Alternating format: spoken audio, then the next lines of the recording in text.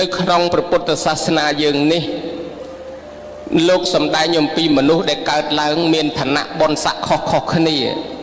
តើជាអាចកំបាំងអីបានកើតមកអ្នកខ្លះមានអ្នកខ្លះក្រអ្នកខ្លះល្ងងអ្នកខ្លះចេះអ្នកខ្លះប្រាជ្ញអ្នកខ្លះបណ្ឌិតអ្នកខ្លះមានរូបរាងកាយល្អអ្នកខ្លះក៏រងទុក្ខលំបាកវេទនាសុភមៈមាននុបកោនតោតយព្រាមធ្លាប់បានយកសំណួរនេះទៅសួរដល់ព្រះអង្គបានបញ្ជាក់ថាកម្មសកាមានវៈកម្មទាយាទាកម្មយោនីកម្មពន្ធុកម្មបដិសារណាយ៉ាងកម្មងសតេវិភច្ចតិយតិទាំងហិណបណៃតតាយៈមនាលសុភមៈមាននុបកម្មល្អនិងកម្មអាក្រក់ជាអ្នកចាត់ចែងសត្វ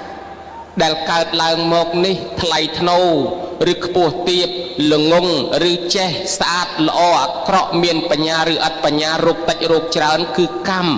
មានកម្មជាមរតកមានកម្មជាផៅពងមានកម្មជាទីរលឹកមានកម្មជាកំណើតតាំងតែពីសម័យកាលដើមឡើយមកយើងបានកសាងកម្មណាកម្មនោះអ្នកចាត់ចែងអញ្ចឹងហើយបានជាមនុស្សដែលកើតឡើងមានយុះមានស័ក្តិមានតំណែងគឺកម្មចាស់ដែលយើងបានធ្វើអ្នកមកចាត់ចែងកម្មចាស់នោះគឺបុណ្យដែលយើងធ្វើពីអតីតមកសេចក្តីនេះក៏ជាការភ្លឺស្វាងមួយសម្រាប់អ្នកឆ្ងល់មនុស្សទាំងអស់គ្នាកើតមកចង់សុខចង់ចម្រើនហេតុអីបានជាវាមាន